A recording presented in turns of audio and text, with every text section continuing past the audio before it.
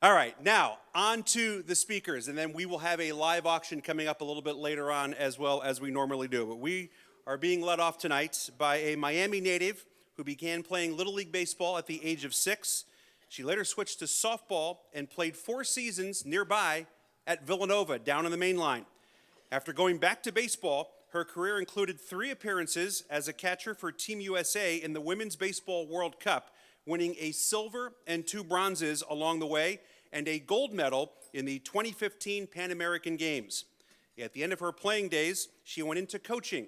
She joined Oakland in 2019 as a spring training coach and then a roving instructor.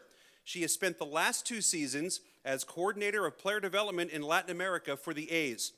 In 2019, she was named manager of the U.S. Women's National Baseball Team, and the Americans earned a silver medal at the 2024 Women's Baseball World Cup. She also, by the way, in her spare time, spent 8 years as a firefighter paramedic in the city of Hollywood, Florida. It is with great pleasure we welcome to the Hot Stovers, Veronica Alvarez.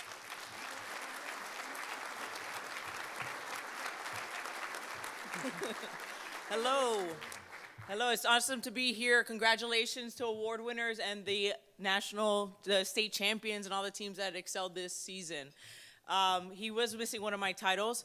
I not only work for the A's and I am the manager of USA Baseball, but I'm also MLB's Girls Baseball Ambassador. So I work on youth development for girls baseball. If nobody knew that girls play baseball, here we are. Moment of education, but there are a ton of little girls out there that just love the game of baseball, just like the guys in the room, and just really want to play baseball. So I'm fortunate enough that I get to lead them at those camps, coordinate their development, and watch them grow from 10 to sometimes they make the national team, and I get to see them as grown women. So it's been a really big gift for me to be able to work with our youth on the girls' baseball side. My main job is with the Oakland A's, like he mentioned, and a big part of me accepting a role with the Oakland A's was that they supported my involvement on the girls and women's development side. And lucky for me, they have been nothing but supportive, and so I get to have all these titles because of that. And again, on the USA side, the women are incredible. It's watching them grow up, it's a real gift. Can I take this thing off? I feel confined. Okay. All right. I'm not used to being confined in spaces like this. I usually roam around and hands are waving and all the things. With the A's, he mentioned a little bit, but I think it's an interesting part that not a lot of people get to hear about is I'm in charge of the development on the Latin America side. So every organization has an academy in the Dominican Republic.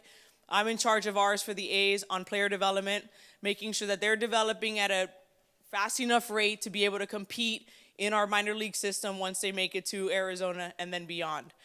So making sure that all the information we teach within our organization is streamlined and then sent down there and making sure that our players are taking advantage of it.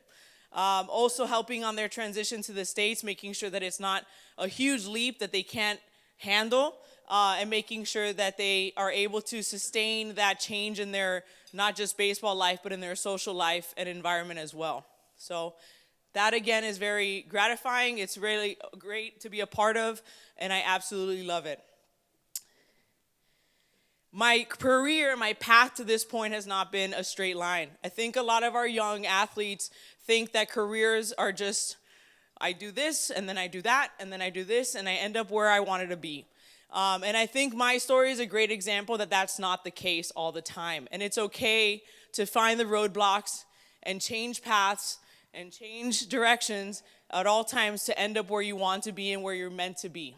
I feel like I'm where I'm supposed to be. And like he said, I was a firefighter medic. I also worked for the public school system for 8 years. And so it took me a little windy road to get here.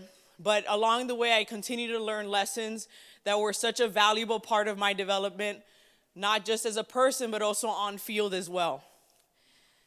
I first went public school system, then I went to the fire department, and then I came back to baseball.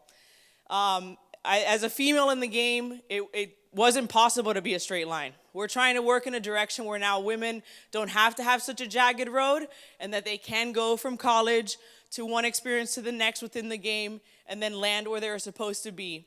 But don't find it as a roadblock or an end of the road necessarily if that's not your path. Set your goal and work towards it and find every little path, a little kink in the road, any little ridge in the road as a challenge to continue to grow. I like to talk about adversity in many different ways, and I like to talk about leadership. I was just talking to Buck about adversity in the game of baseball and the importance of it. My parents are both Cuban immigrants. They both came to the U.S. when they were young. Their parents, my grandparents, gave up everything. They had a good life in Cuba, and when they saw the direction the government was going, they literally left it all. As if they were going to the grocery store, they left. So they started a new life in Miami from scratch. Now Miami presents very differently. It's very Latin. Back then it wasn't. So it was starting in a place that didn't speak Spanish, they didn't understand English, and they had to start from the beginning. I tell you that because to grow up in that household, there wasn't anything that could happen that could hold you back from accomplishing your goal. My parents had watched their parents rebuild. My parents helped be a part of that rebuild. And so anything that I came to them as a problem was never a problem. It's no big deal, we'll find a way. To this day, oh my God, this happened. It's no big deal, we'll find a way. And that's such an important mindset to have. It's no big deal, we'll find a way. There's no end of the road, there's no roadblock, we'll find a way through. And that's something that they've lived by and something they've instilled in me. And it has been such a valuable lesson and asset in my life. As a female in the game, I am different, right? It's obvious. Not a lot of you knew that I worked in baseball. Somebody asked me if my picture was my son, right? It's just different. But if I used that gender as a kink or a crutch, I wouldn't be where I'm at, right? So any difference that you may have, don't think that it's a crutch in your life. It's actually going to give you superpowers that are going to help you face the obstacles in the future. And it sucks. Sorry, I don't know if I'm allowed to say sucks here. It sucks to experience them, right? Especially when you're young. That's the least of your words.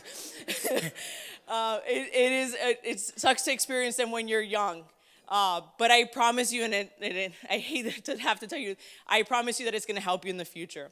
A lot of people ask me and they say, oh, what's hard now to deal with in this male space and like you as a female? What's hard? Nothing's hard. Honestly, maybe it's because I find a way through. I see the light at the end of the tunnel, or I feel accepted in my space. The hard part when I was young and I presented as different. I was a little Latin girl that loved to play baseball. Lucky me, I had supportive parents that let me do it. But that wasn't the norm, so I was different. And so I started creating superpowers, things that I needed to be able to get through those issues when I was young that have helped me now in thriving. So I use those same things that I learned when I was little to kind of survive. I use them now to thrive. So don't see those moments of adversity as moments that are going to hold you back. See them as moments of growth. And I promise you they will provide just that. My experience as a firefighter is such an invaluable one in my career now. It was a boot camp of leadership, of sleep deprivation, of working through adversity, proving yourself physically, mentally every day, and seeing really bad things at the same time and dealing with the emotion of that as well, and seeing people in really bad situations. But it taught me so much on the leadership side.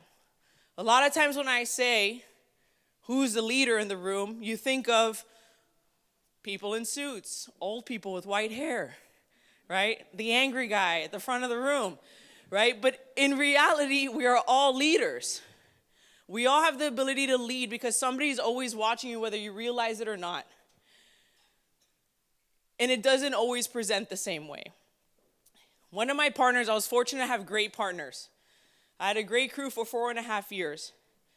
Again, I worked for a very busy station on the ambulance. We would sometimes run 26 calls in 24 hours, and the call usually takes an hour. So it was rough. And every time, his last name was Trotter. Every time he'd get there in the morning, he'd be like, hey, Trotter, how's it going? Great. Right? I am great. All right, well, awesome. What do you mean? He's like, yep, so happy to be here. Can't wait to seize the day. And to some people, it sounded like fluff, right? It was like, oh, this guy's not real. He literally loved his job. He loved being there every day. But that attitude was infectious, right? And so when I talk about leadership, it's not just physical leadership based off actions, which is what we think, or titles. It's sometimes just on attitude. Understanding that our attitude is infectious, good and bad. Right? So Trotter, every day that he came in here excited, or in the middle of the day, he would do dances on the way to a call, even though it was our 15th call and we hadn't had lunch. He would create and spread that genuine love for the job and the genuine love to be there. And there was no other option than to join him in his happiness and dance next to him. And that was just super infectious, and it was so evident on how that affected the entire station. So I take that every day, whether you're having a good day or a bad day, realizing your effect on other people is so important.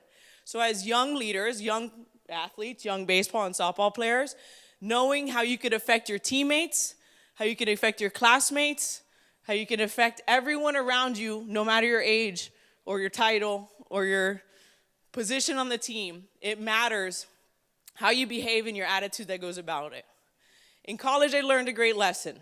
Control the controllables. Everyone says that. Control what you can control. And it sounds, again, like fluff and like I don't even know. It doesn't even cliche and it doesn't make sense. There are two things you can control, your actions and your attitude. Outside of that, a lot of things are out of our control. You know that in the game of baseball. So learning to control your actions and your attitude are key to your survival, honestly, and key to your success. And there's going to be a lot of moments where if you really learn to embrace that lesson, it's going to help you through it. But our attitude being a major one. See how people are affecting you and what that's causing for you to be doing as a reaction, and see how you're affecting others. When I talk about leadership, I always talk about the class clown. Any class clowns in here? I'm sure there are. There's a lot of teachers in here, so don't make them start talking about you guys. All right? I was a class clown. Class clowns are the natural leaders. Everyone listens to you. It's learning how do we harness this power and use it to our advantage and use it to the advantage of others. I learned in high school, the reason I learned to harness my power, I asked to do a prayer at school. And the nun looked at me and she said, "Sorry, Veronica, this is a serious moment." And it crushed me. I was like, "What do you mean? I know it's serious." And she didn't let me do the prayer. And when I realized that and I took that in and I analyzed it, I was genuinely upset. I was like, oh my gosh, they're not understanding me. But there's so much, she was telling me that. She knew how much power I had, how I could make everyone laugh and all these things, but I was just using it in the wrong way. So when I realized that and then I started controlling that, I used my power for good. And so when you have that recognition of your ability to be a leader, whether you're the class clown or not, and you can make people laugh in certain moments, use it for good, because with that comes a lot of great success. Again, adversity, not as bad as it sounds. It sucks in the moment, but we grow and we learn from it as long as we look back and we analyze and we do better next time. But life is a series of that. It's do the best that you can with what you have, learn from the situation, and try to do better the next time. And it's just a big wheel of that. So in those moments when you think like you're failing, don't let that be the case. Learn from the situation, grow from it, and be better next time. Thank you, guys. I hope that you all have a great time, and congratulations on your success.